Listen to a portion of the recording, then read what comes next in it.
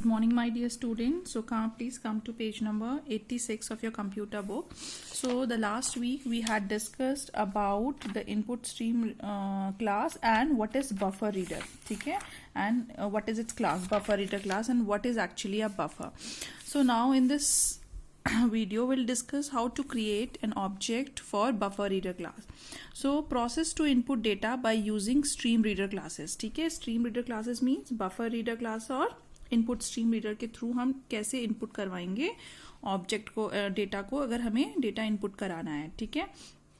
It includes java.io package, ठीक है, by using import java.io.strings.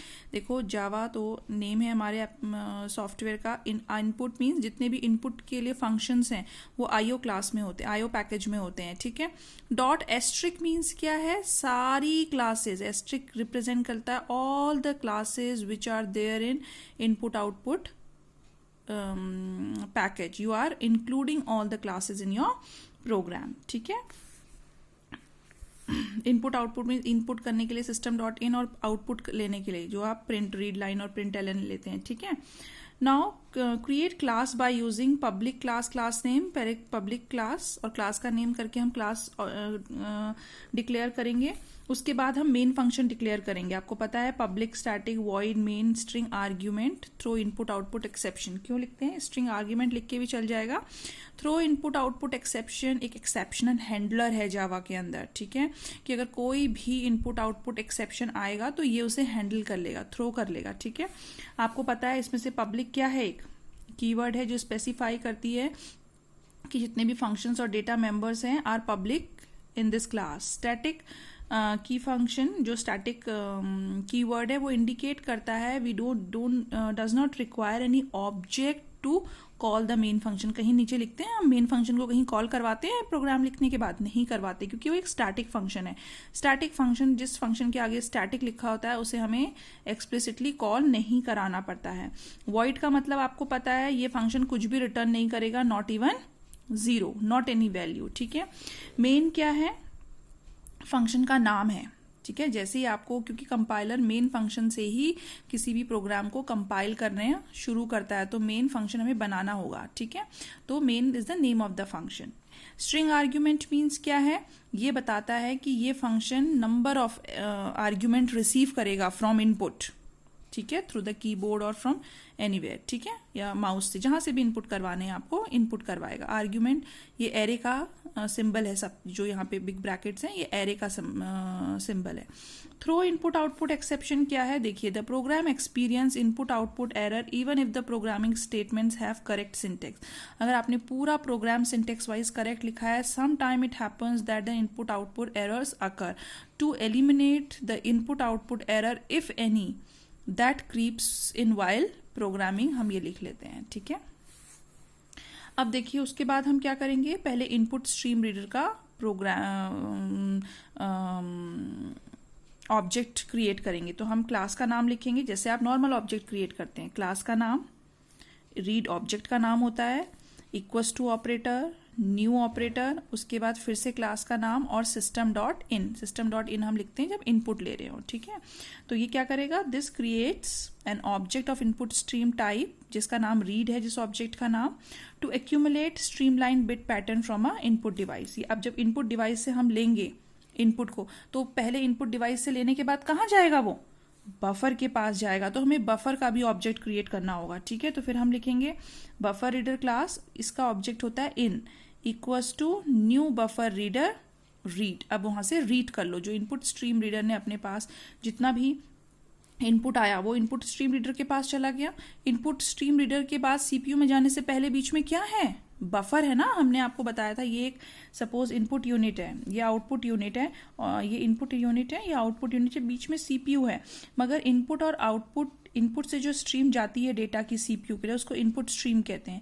CPU से आउटपुट ले जाती है उसको आउटपुट स्ट्रीम कहते हैं. इसके बीच में एक टेम्पररी स्टोरेज होता है बफर, जहां डेटा टेम्पररी स्टोर होता है to synchronize the speed of CPU, ठीक है, क्योंकि आपको बताया था ना हमने सीपीयू बहुत फास्ट वर्किंग होता है, ठीक है. तो इससे जो भी डेटा आया अब वो इसके पास नहीं है, बफर रीडर के पास है, तो हम बफर रीडर से लेंगे, ठीक है. तो उसके बाद हम बफर रीडर का ऑब्जेक्ट क्रिएट करते हैं. अब कैसे करेंगे देखिए, क्या क्या फंक्शन है हमारे पास? Syntax to accept numeric data value, to accept an integer up to 32 bit, ठीक है, इंट n है, तो हमने लिखा system dot out dot print L N enter a number, n equals to, n में हमने वो नंबर इनपुट करवाया, हमने लिखा integer dot parse int dot read line.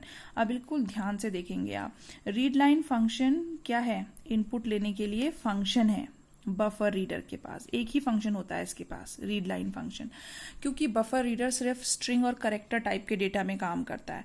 चाहे आप उसको नंबर देंगे, फ्लोटिंग वैल्यू देंगे, कुछ भी देंगे, वो किस पे वर्क करेगा? क्या एक्सेप्ट करेगा? सिर्फ स्ट्रिंग या करेक्टर डेटा इनपुट करेगा। तो आपको उसके कंपैटिबल डेटा में कन्वर्ट करने के लिए फिर ये सारे फंक्शन याद करने पड़ेंगे। इसीलिए हम आपसे बार बार बोलते हैं कि बफर रीडर थोड़ा सा कॉम्प्लिकेटेड हो जाता है इसी वजह से, ठीक है, क्योंकि जितना लेंदी आप कोड लिखेंगे, more the lengthy is your code, more is the chance of making errors.